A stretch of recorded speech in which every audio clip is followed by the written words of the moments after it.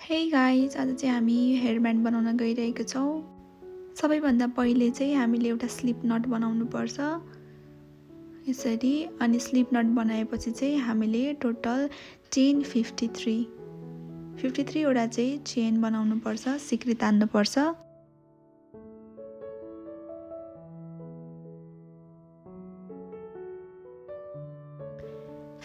वटा चेन तानिसकेपछि चाहिँ म हजुरहरूसँग फेरि भेट्नेछु। हामीले 53 वटा चेन तानेपछि चाहिँ अब दुईटा स्टिच, अगाडिको दुईटा स्टिचलाई चाहिँ स्किप गरेर थर्ड स्टिचमा चाहिँ हामीले एउटा हाफ डबल क्रोशे बनाउने। यसरी हाफ डबल क्रोशे बनाइसकेपछि यो सुरुकोमा चाहिँ हामीले स्टिच मार्करले मार्क गरेर राख्दा हुन्छ। यदि तपाईहरु पछि जोकिनुहुन्छ भने अब अघिले जुनै स्टिचमा बनाएको थियो एउटा हाफ डबल क्रोशे, त्यही स्टिचमा अर्को एउटा हाफ डबल क्रोशे गरेर दुईटा हाफ डबल क्रोशे बनाउने। अब चेन 2 दुईटा सिक्री तान्नुहोस् अनि पछाडी फर्काउनु। अब हामीसँग दुईटा स्टिच हुन्छ। यो दुईटा स्टिचमा चाहिँ हरेक स्टिचमा दुई वटा हाफ डबल क्रोशे बनाउनुहोस्। यो अघि नै हामीले मार्क गरेकोलाई चाहिँ निकाल्दा पनि हुन्छ, तपाईहरु अब त जोकिनुहुन्न, त्यही भएर। अब यो रो 2 मा पनि अहिले चाहिँ हजुरहरु जोकिनुहुन्छ भनेदेखि चाहिँ यसरी मार्क गरेर राख्दा हुन्छ। अब अघिकै स्टिचमा हामीले अर्को हाफ डबल क्रोशे गरेर एउटा स्टिचमा चाहिँ दुईटा हाफ डबल क्रोशे बनाउने। अब रको एउटा बाँकी स्टिचमा फेरि दुईटा हाफ डबल क्रोशे बनाउनु।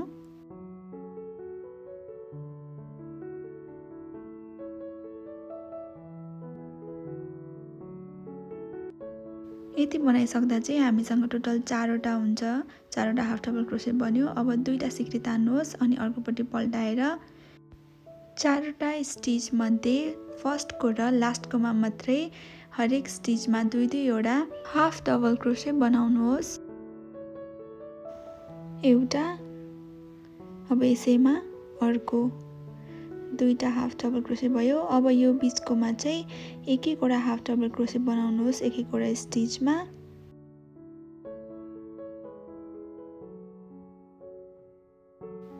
यति बनाइसकेपछि हाम्रो यो लास्टमा रहेको स्टिचमा फेरि एउटा स्टिचमा दुईटा हाफ डबल क्रोशे बनाउनुहोस्। यति बनाइसकेपछि हामीले फेरि रो 4 स्टार्ट गर्दा दुईटा चेन तान्ने अनि यसमा पनि फर्स्टमा र लास्टमा मात्रै एक वटा स्टिचमा दुई वटा हाफ डबल क्रोशे बनाउनुहोस् र बाँकी रहेको बीचको स्टिचमा चाहिँ एक वटा स्टिचमा एक वटा हाफ डबल क्रोशे बनाउनुहोस्।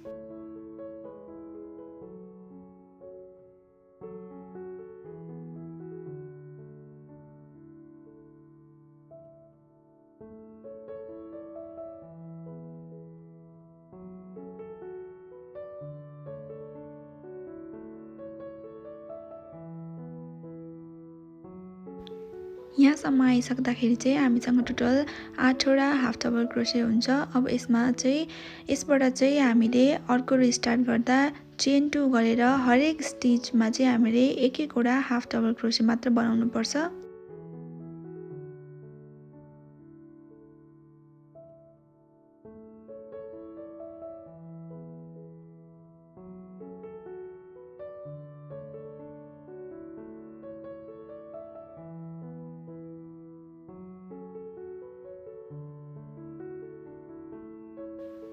यो रो सकिएपछि अर्को रो स्टार्ट गर्दा पनि चेन 2 गर्ने, दुईटा सिक्री तान्ने अनि त्यसपछि हरेक स्टिचमा हामीले फेरि एक वटा हाफ डबल क्रोशे बनाउने।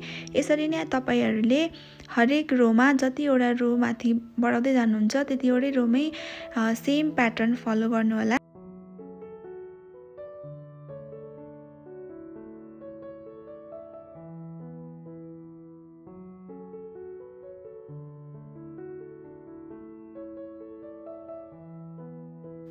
यो एउटै प्याटर्न फलो गरेर चाहिँ हजुरहरूले टोटल रो 44 सम्म पुर्याउनु होला। रो 44 सम्म सकिसकेपछि चाहिँ म हजुरहरूसँग फेरि भेट्नेछु।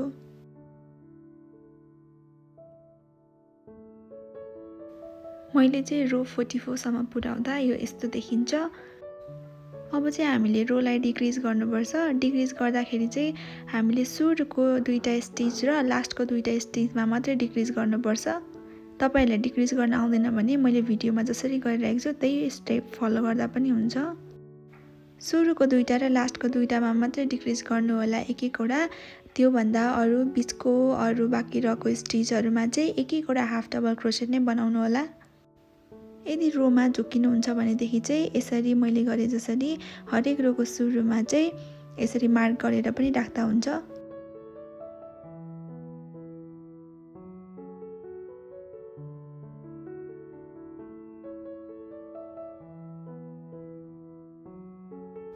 चारवटा स्टिचमा हरेक स्टिचमा एक एकवटा हाफ डबल क्रोसेट गरिसकेपछि चाहिँ हामीसँग दुईटा स्टिच बाँकी रहन्छ र यो दुईटा स्टिचमा चाहिँ हामीले एउटा डिक्रिज बनाउनु पर्ने हुन्छ। डिक्रिज बनाइसकेपछि चाहिँ हामीले दुईटा सिक्री तान्नुहोस्, अहिलेको जस्तै हामी जसरी गरेर आएको छौँ। र यसमा पनि हामीले फेरि सुरुको दुईटा स्टिचमा चाहिँ एउटा डिक्रिज गर्ने अनि लास्टको दुईटा स्टिचमा एउटा डिक्रिज गर्ने र बाँकी रहेको बिचको स्टिचमा चाहिँ दुईटा स्टिचमा एक एकवटा हाफ डबल क्रोसेट बनाउने। फेरि पनि हजुरहरूले यसरी यहाँनिर स्टिच मार्करले मार्क गर्दा हुन्छ। यदि झुक्किनुहुन्न भनेदेखि चाहिँ नगर्दा पनि हुन्छ, कम्पलसरी चाहिँ छैन।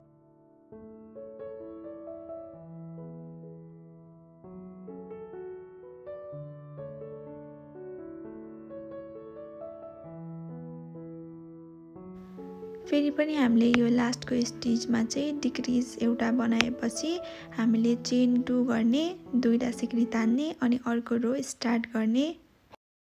यो रोमा पनि हामीले दुईटा स्टिचमा चाहिँ हामीले एउटा डिक्रिज बनाउने अनि बाँकी रहेको फेरि दुईटा स्टिचमा एउटा डिक्रिज गर्ने।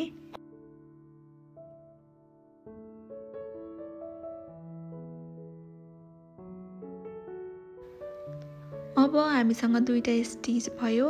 अब अर्को रो स्टार्ट गर्नको लागि दुईटा चेन 2 गरेर फेरि हामीसँग दुईटा मात्रै स्टिच छ, त्यसकारण यसमा चाहिँ हामीले एउटा डिक्रिज बन्छ। यसरी हामीले एउटा डिक्रिज बनाउँदाखेरि चाहिँ हामीसँग अब एउटा मात्रै स्टिच बाँकी रह्यो। अब चाहिँ हामीले टोटल 50 वटा चाहिँ चेन तान्नु होला सरासर।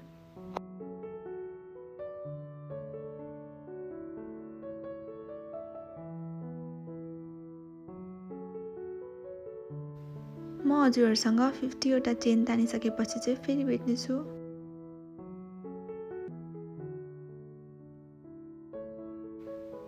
वटा चेन तानिसकेपछि चाहिँ यो हाम्रो यस्तो देखिन्छ। अब चाहिँ हामीले बोर्डर लाउनु पर्यो। यसको लागि चाहिँ हामीले व्हाइट कलरको चाहिँ धागो लिनु पर्यो अनि यसमा हामीले एउटा नट कस्नु पर्यो।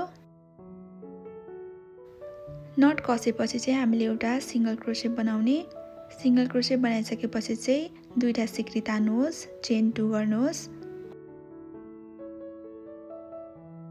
चेन 2 गरेपछि हामीले अर्को स्टिचमा हामीले एउटा सिंगल क्रोसेट बनाउने अनि फेरि चेन 2 तान्ने, दुईटा सिक्री तानेर फेरि अर्को स्टिचमा एउटा सिंगल क्रोसेट गर्ने। सिंगल क्रोसेट बनाएपछि फेरि चेन 2 तान्ने अनि फेरि हामीले अर्को त्यसकै नजिकको अर्को स्टिचमा एउटा सिंगल क्रोसेट बनाउने अनि फेरि चेन 2 तान्ने अनि फेरि सिंगल क्रोसेट बनाउने अर्को स्टिचमा। हामीले चाहिँ यसरी नै हामीले वरिपरि बोर्डर बनाउनु पर्छ। यसै गरी नै एउटै प्याटर्न फलो गर्नु होला। सिंगल क्रोसेट गर्ने अनि दुईटा सिक्री तान्ने, सिंगल क्रोसेट गर्ने, दुईटा सिक्री तान्ने, यसरी नै लास्टसम्म बनाउनु होला। म हजुरहरूलाई चाहिँ यो बोर्डर बनाइसकेपछि म फेरि भेट्नेछु।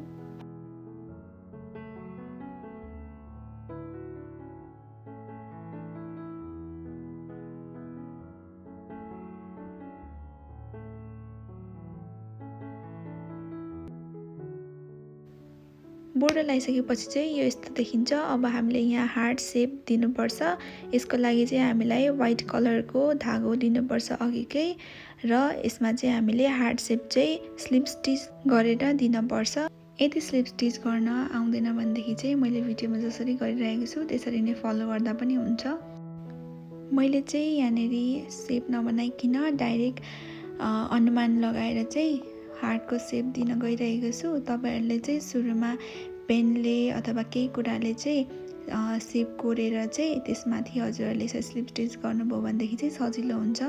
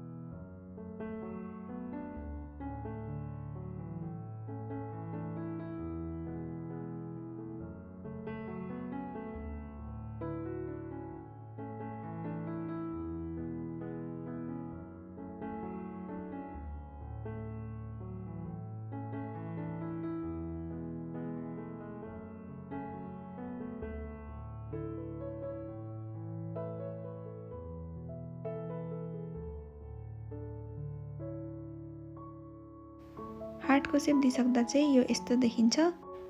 अब हामीले यस्तै हार्ट चाहिँ हामीले लास्टसम्म नै यो हेयर ब्यान्डको चाहिँ लास्टसम्म नै बनाउनु पर्छ।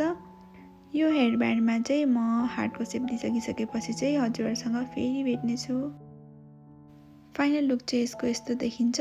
आशा गर्छु हजुरहरूलाई मेरो भिडियो मन पर्यो होला। हामी फेरि भेट्नेछौँ अर्को भिडियोमा। Thank you for watching.